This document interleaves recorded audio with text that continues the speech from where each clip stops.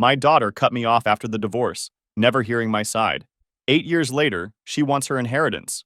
I laughed and told her to unblock me and read the message I sent years ago. Hey everyone! Before we jump into today's video, I need your help. We've noticed the channel is losing some traction, and subscribing is one of the best ways you can support us. It's quick, free, and it helps us keep bringing you awesome content. Your support means the world. Let's keep this channel growing together. Thanks so much. Now let's start the video. Sup Reddit. I need to get this off my chest because I'm sitting here at 2 a.m. and my brain won't shut up. This is gonna be long, so grab a coffee or whatever. So here's the backstory. I, 50 male, was married to Sandra for 23 years. We had a daughter, Evelyn, 25 female, who was 19 when everything went to hell. I also had a best friend named Brett. This guy was my brother from another mother, you know? We started our electrical and trucking business together from nothing. He was Evelyn's godfather, came to every birthday party, every school play. The guy I'd trust with my life. Well, turns out Sandra had been screwing Brett behind my back for God knows how long. 23 years of marriage, decades of friendship, all flushed down the toilet because she got bored and he got greedy. Here's the part that still makes my chest tight when I think about it. Watching my 19-year-old daughter choose sides without even asking for mine. The divorce was messy as hell. But Evelyn? She took one look at the situation and decided Daddy was the villain. I'll never forget the last conversation we had. I'm standing in our driveway. Well, what used to be our driveway before Sandra got the house, trying to explain to my daughter that there's more to the story. That maybe, just maybe, she should hear both sides before writing me off completely. Evelyn crosses her arms like some judge passing sentence and says, "Mom told me everything I need to know about you. I don't need to hear your excuses." That was it. She blocked my number. Wouldn't return calls, emails, nothing. About 3 months ago, my Uncle Ray passed away. Mom's brother never had kids, ran a small trucking company. Left me everything.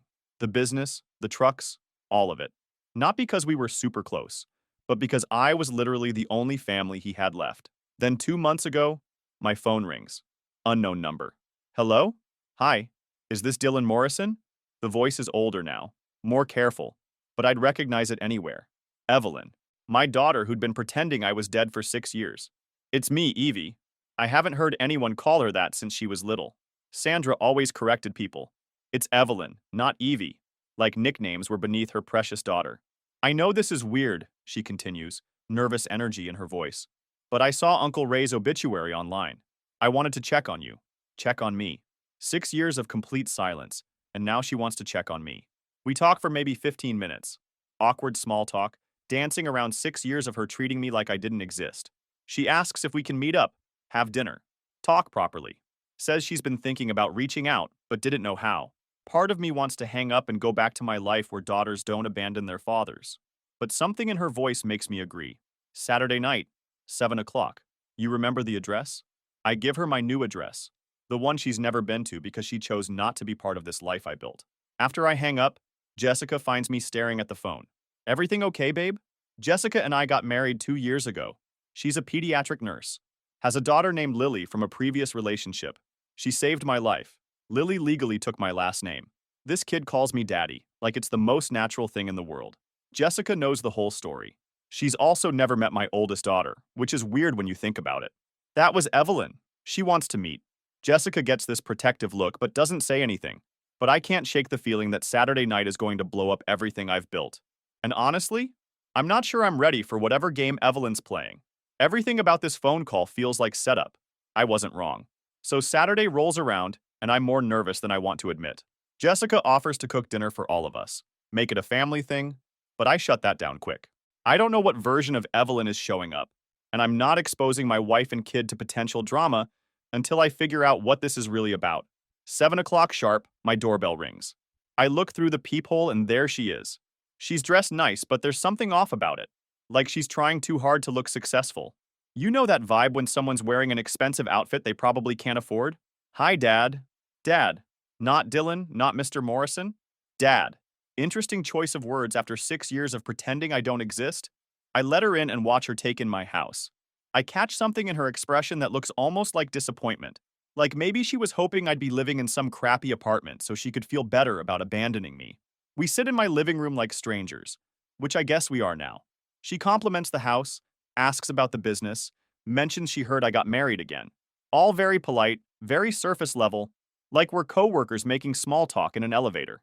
Then Lily comes running downstairs in her pajamas. Kid was supposed to be in bed, but apparently escaped from Jessica's attempts at bedtime routine. Daddy, who's the lady? Man, you should have seen Evelyn's face. Goes through about 5 different emotions in 2 seconds. Surprise, hurt, something that might be jealousy, then this weird calculating look I don't like at all. Lily, this is Evelyn, I say carefully. She's your big sister. Lily's eyes go wide like I just told her Santa's real and living in our basement. Before I can stop her, she launches herself at Evelyn with all the enthusiasm of a kid who just discovered she has a sister. Big sister! I always wanted a big sister. Do you want to see my room? I have a castle and everything. Evelyn awkwardly pats Lily's back. Jessica shows up in the doorway, having heard the commotion. She's got that polite smile she uses with difficult patients, friendly but guarded. You must be Evelyn. I'm Jessica. They shake hands like diplomats from enemy countries. The tension in the room is thick enough to cut with a knife. Lily, baby, let's let Daddy and Evelyn talk, Jessica says, scooping up our daughter despite her protests about wanting to show Evelyn her room. Once they're gone, the real conversation starts. And by real conversation, I mean Evelyn starts her pitch. She's cute, Evelyn says about Lily, but there's no warmth in it. More like she's commenting on the weather. But I can see where this is heading. The whole time she's talking, she keeps steering the conversation back to money. How expensive everything is. How hard it is to get started in business. How student loans are crushing her generation. Setting up the ask. Finally, she gets to the point. I heard about Uncle Ray, she says, suddenly very interested in her coffee cup. The inheritance thing. There it is. The real reason for this little reunion. What about it? I ask, keeping my voice neutral. Well, I mean, I was his great niece too, and with everything I'm dealing with financially right now. She trails off, then looks up at me with these big sad eyes. I was wondering if maybe you'd considered sharing it. Family should help family, right? The audacity hits me like a slap to the face. 6 years of complete silence. 6 years of treating me like I don't exist. And now she shows up asking for money like we just talked last week. You blocked my number for 6 years, I say quietly. You chose your mother's side. You wrote me off completely. And now you want me to share an inheritance with you? Her face flushes red. I was young and confused, and Your mother was cheating on me with my best friend, I interrupt. And you decided I was the bad guy without asking a single question. I know things were complicated, but things weren't complicated, Evelyn. They were simple. Your mother and Brett destroyed our family, and you helped them do it. That's when the mask really starts to slip. She tries guilt first, how she was just a teenager, how she didn't understand, how she's sorry and wants to rebuild our relationship, even manages to squeeze out a few tears, which might have worked on the broken man I was 6 years ago. But I'm not that man anymore. When guilt doesn't work, she switches to anger. Suddenly it's my fault she's drowning in debt. My fault she can't find a real job. My fault she's stuck living in her mother's basement at 25 because I abandoned her during the divorce. You were supposed to fight for me, she shouts, standing up and pacing my living room like a caged animal. You were supposed to prove Mom wrong. You blocked my number. You obviously didn't want me to fight for you, she yelled.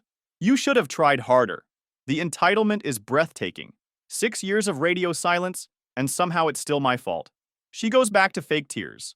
But these are different. Calculated, practiced. The kind of tears that probably work on boyfriends and professors and retail managers who might cut her some slack. Please, Dad, she sobs. I'm drowning here. The student loans, the credit cards. I'm $75,000 in debt. I can't even afford my own apartment.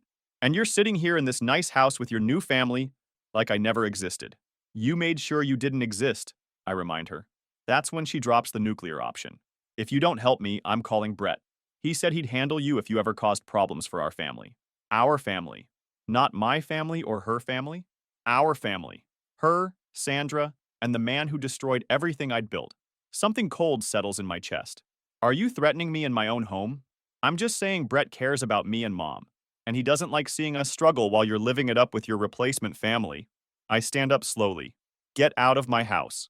She stares at me like I just slapped her. You're really going to choose them over me?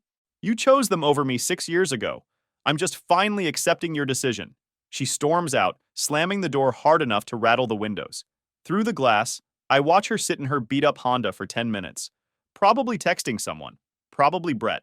Jessica finds me standing in the hallway, still staring at the door. How bad? She asks. She wants Uncle Ray's money. Got mad when I said no.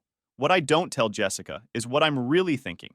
That Evelyn just made a huge mistake threatening me with Brett. That the scared, broken man they destroyed 6 years ago is gone.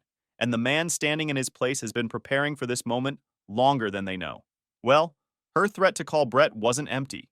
Dude actually showed up at my house 2 days later, like some discount mob enforcer.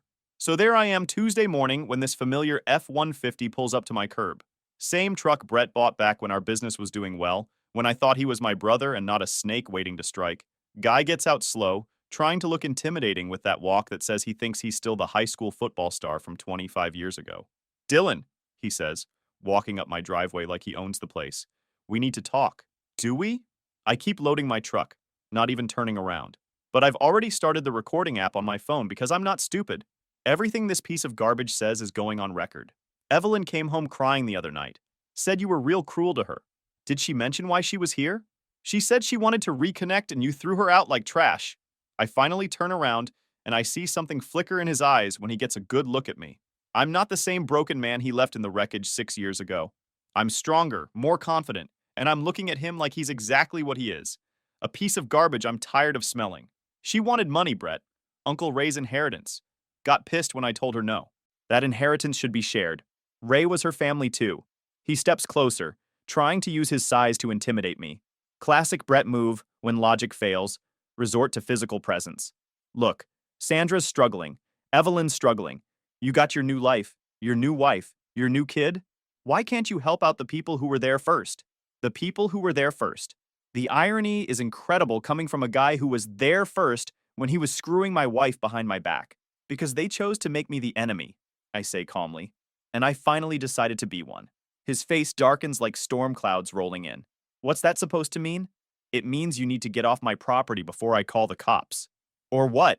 You'll hide behind your new wife like you always do? That's when Jessica's voice cuts through the morning air like a knife. Or he'll let me handle it. We both turn to see my wife standing in the garage doorway. She's still in her scrubs from her night shift at the hospital, looking small next to Brett's bulk. But there's something in her posture that makes him take a step back. Jessica's dealt with belligerent family members in the pediatric ICU. She knows how to handle overgrown children. Ma'am, Brett says, suddenly trying to sound reasonable, like he wasn't just attempting to intimidate her husband. I'm a pediatric nurse, Jessica says conversationally. I deal with tantrums from children all day long. The difference is, most of my patients eventually grow out of it. Brett's face goes red like a sunburned tomato. This ain't your business, lady. Brett looks between us, probably realizing this isn't going the way he planned. His intimidation tactics work better on people who are afraid of him. Evelyn's his daughter. Evelyn is a 25-year-old woman who cut her father out of her life for 6 years and only came back when she needed money. Jessica interrupts. My daughter is upstairs getting ready for school and she calls Dylan daddy every night when he tucks her in. Which one sounds like his real daughter to you? I've never been more attracted to my wife than I am right now watching her verbally dismantle this idiot. That hits Brett like a punch to the gut. You can see it in his face. The realization that his little power play isn't working. He turns back to me, frustration and anger building like pressure in a boiler. You always were a selfish bastard, he snarls. No wonder Sandra came to me. Brett takes another step forward, and I can see him weighing his options. Part of me almost hopes he tries something. I've been lifting heavy equipment and climbing ladders for 30 years, and I'm in better shape now than I was at 40. Plus, I've got everything recorded. But he's not completely stupid. He knows I'm documenting this. Knows Jessica's watching. Knows this won't go the way it would have 6 years ago when I was emotionally destroyed. This ain't over, he says finally. You think you can just steal what belongs to Evelyn? We know about lawyers too, Dylan. Keep playing games and you'll find out how expensive they can be. Is that a threat? It's a promise. That money should be going to your daughter, not your little replacement family. And if you won't do the right thing voluntarily, maybe a judge will make you. He storms back to his truck, squealing tires as he drives away like the overgrown child he's always been. Neighbors are probably wondering what white trash just rolled through their quiet suburb. Jessica comes over and takes my hand. You okay? Better than okay, I tell her. I finally know what I need to do. Brett just made his second huge mistake. First was threatening me in my driveway. Now he's threatening me with lawyers and talking about judges making me share money that legally belongs to me. See, what Brett doesn't understand is that I've been watching his little trucking operation for the past 6 years. Watching him struggle without me there to handle the actual business side of things. watching him cut corners and burn bridges with clients, watching him slowly fail. And now, with Uncle Ray's trucking company and all his contacts and client lists, I finally have the tools to show Brett what real business competition looks like. He wants to play games with lawyers? Fine. I'm going to systematically destroy everything Brett's built. Every client, every contract, every relationship he thinks he has in this industry. Time to remind these people that I didn't survive their betrayal by being weak. I survived by getting stronger. And now they're about to find out exactly how strong I've become. A week later, I got served with papers that are honestly so ridiculous, I'm still laughing about it. So there I am last Tuesday, going over contracts in my office when this kid in a cheap suit walks in. Can't be older than 22, nervous as hell, mumbling something about being legally required to hand me this envelope. Return address makes me crack up immediately. Collins and Associates Legal Services, with a phone number that probably goes straight to some strip mall office.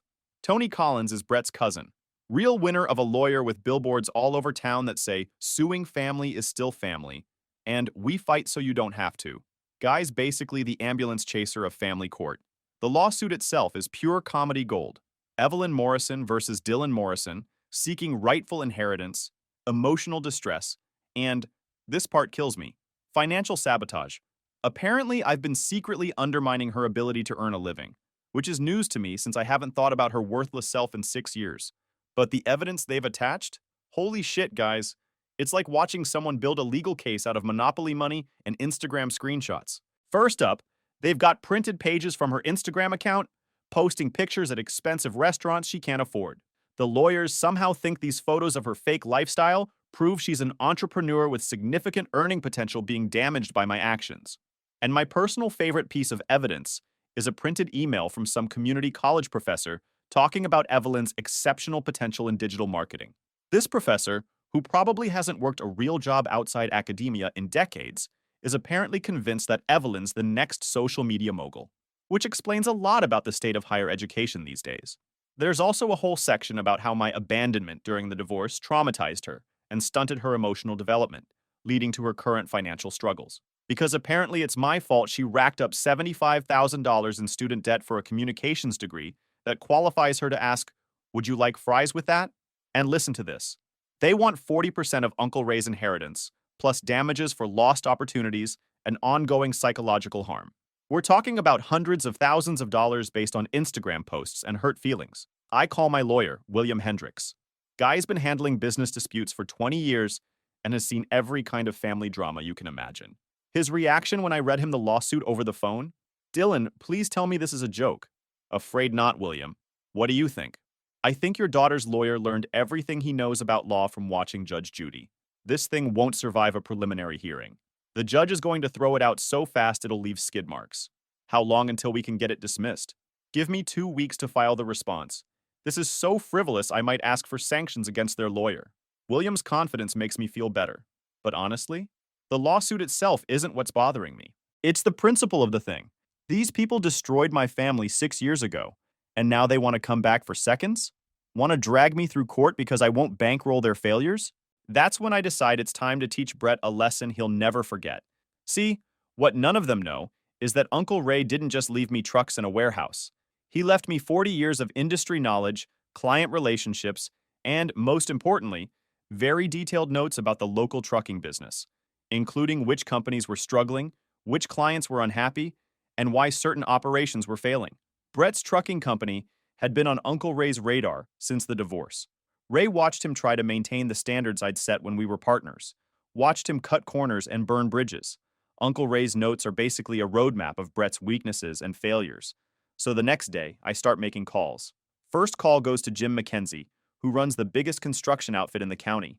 Jim's been using Brett's services for 2 years now, ever since Brett undercut my old rates by 15% to steal the contract.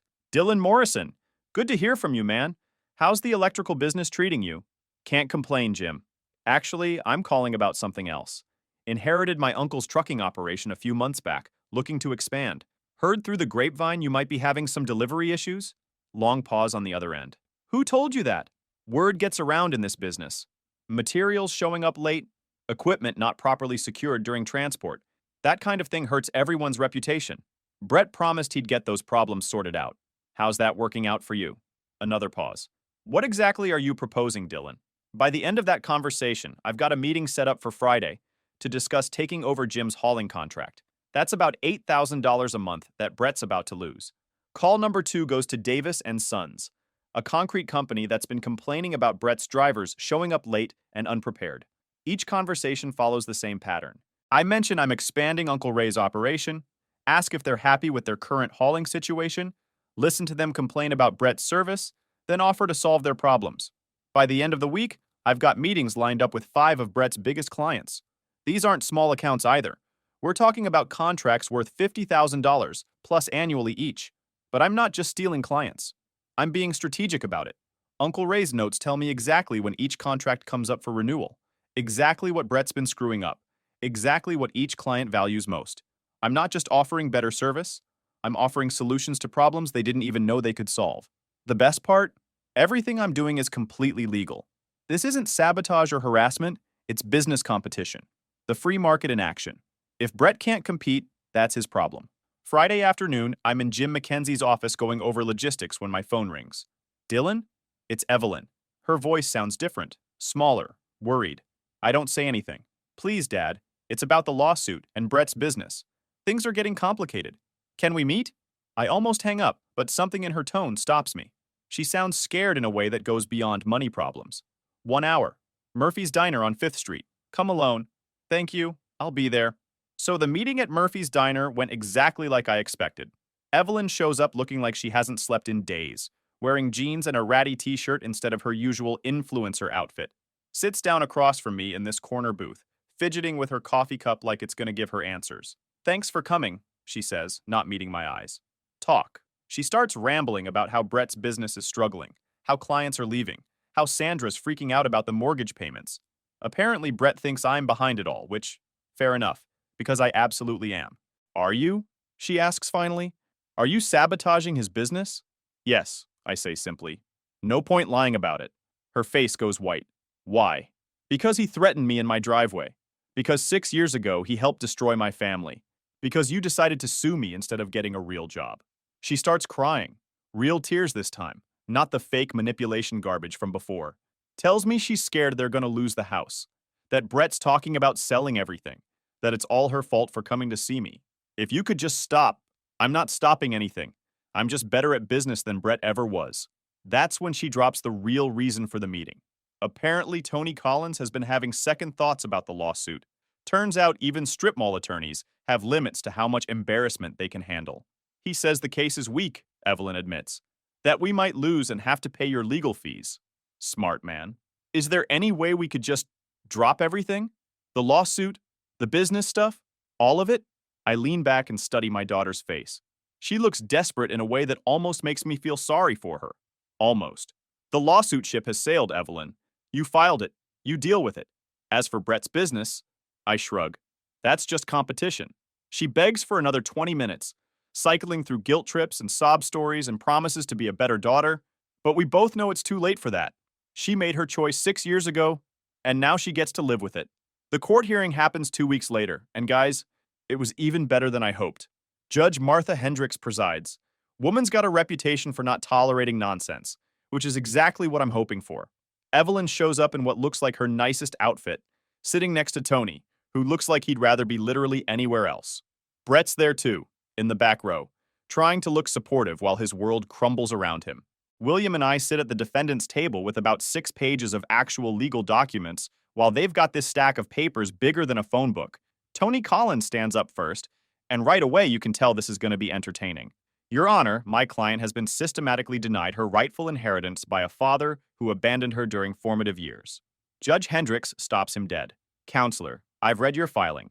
Can you explain the legal basis for your client's claim to this inheritance? Well, Your Honor, familial obligation and moral... Legal basis, Counselor, not moral arguments. Tony fumbles through his papers like he's looking for something that doesn't exist. The deceased promised, do you have documentation? A will? Contract? Anything in writing? He hesitated. No, Your Honor, but then what exactly are we doing here? It gets worse from there.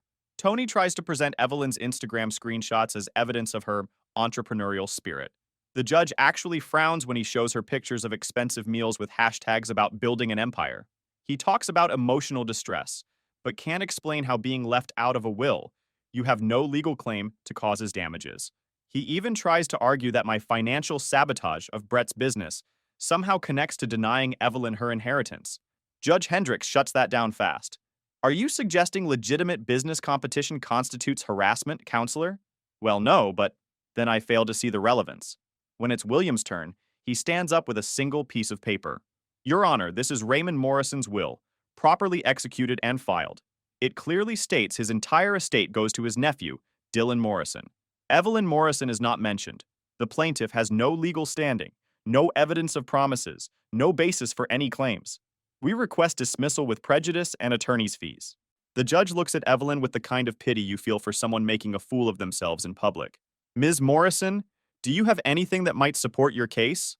Evelyn stands up, and for a second I think she might actually say something coherent. Instead, she starts crying. He was supposed to take care of me. I'm his daughter. Uncle Ray said family comes first. Ms. Morrison, feelings are not evidence. Your father has no legal obligation to share an inheritance from his uncle's will. But he has a new family now, and they don't need it like I do. Judge Hendricks goes from pity to annoyance.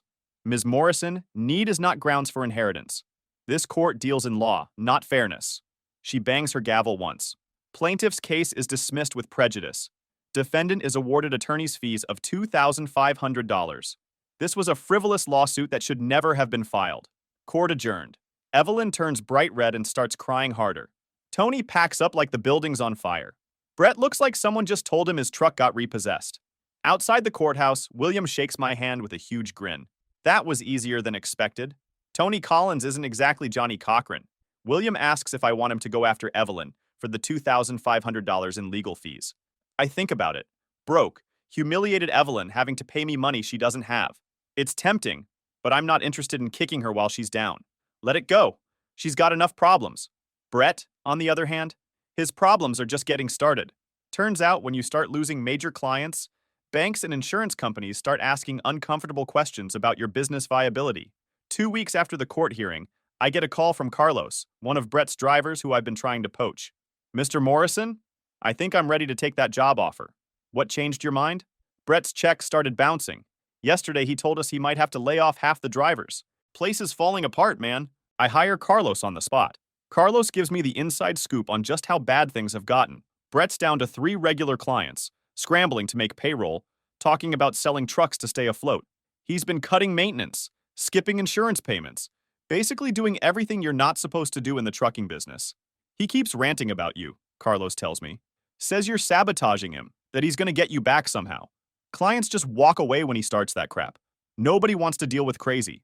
3 weeks later, Brett's trucking company officially files for bankruptcy. I know this because his last remaining driver shows up at my office looking for work, carrying stories about Brett having complete meltdowns in front of the few clients he had left. The house goes up for sale the following week. Sandra's Facebook page goes from humble bragging about her entrepreneur boyfriend to desperate posts about downsizing for a simpler life. But the real entertainment comes when Brett gets arrested for domestic disturbance. Neighbors called the cops after hearing shouting and things being thrown at Sandra's house. Brett spent the night in jail before Sandra bailed him out. Turns out stress makes people show their true colors. And Brett's true colors include screaming at women and breaking furniture when things don't go his way. The divorce papers get filed 2 weeks after that. Sandra Morrison versus Brett Collins, citing irreconcilable differences and financial instability. But here's this part. Sandra caught Brett cheating. Some waitress from the truck stop diner caught them in his truck behind the Walmart like a couple of teenagers. Funny how guys like Brett never change their patterns. Cheat on friends, cheat on business partners, cheat on wives. It's all the same to them. Best part? I announced a scholarship fund last month. The Lily Morrison Fund for Faithful Children, for kids from broken homes who stayed loyal to the parent who deserved it. Local newspaper did a nice piece about it. We've already got our first recipient lined up. Justice served, guys. Sometimes the good guys actually win. Then 2 months later, Evelyn showed up at my office. I'm in the middle of reviewing contracts when my secretary knocks and says there's someone here to see me. No appointment, but she says it's family. I figure it's probably Jessica stopping by, but when I look up from my desk, there's Evelyn standing in my doorway. She looks different. Tired, older, wearing business clothes that actually fit instead of those fake influencer outfits. Hair pulled back, no makeup, like she just came from her insurance job. Hi, Dad. Can we talk? She sits down across from my desk, and for a minute she just stares at her hands. Then she starts talking. I've been thinking a lot about everything that happened, about the choices I made when I was 19, about how I treated you during the divorce and after. She pauses, takes a breath. I was wrong, Dad. About all of it. I know that now. Okay, I say, keeping my voice neutral. Mom finally told me the truth about the affair, about how she and Brett, about what really happened. She admitted she turned me against you on purpose because she was afraid I'd choose your side if I heard both stories. She's crying now, but quietly, not the manipulative sobbing from before. I threw away 6 years with my father because I was too proud and too stupid to ask questions. Because it was easier to believe you were the bad guy than admit my mother lied to me. She looks up at me with red eyes.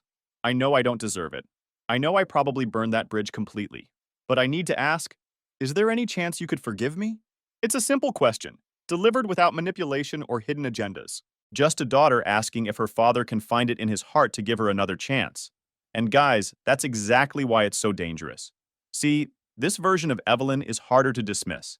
She's not asking for money or making excuses. She's taking responsibility and asking for something I actually have the power to give. I can forgive you, Evelyn. I already have, actually.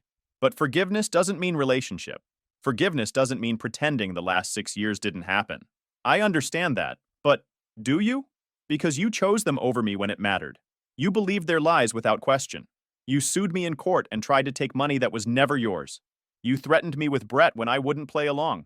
Her face crumbles a little more with each point. And now that their ship is sinking, you want to jump to mine. That's not growth, Evelyn. That's just survival instinct. That's not why I'm here, she whispers. Then why are you here? She doesn't have an answer for that, which is answer enough. Back at home, I looked out the window where Lily was in the backyard, teaching our neighbor's dog to sit. She's patient with him, encouraging, never gives up even when he doesn't understand what she wants. That's what real love looks like. Consistent, reliable, unconditional. Because I already have a daughter who chooses me every day, I told Jessica. I don't need one who only chooses me when it's convenient.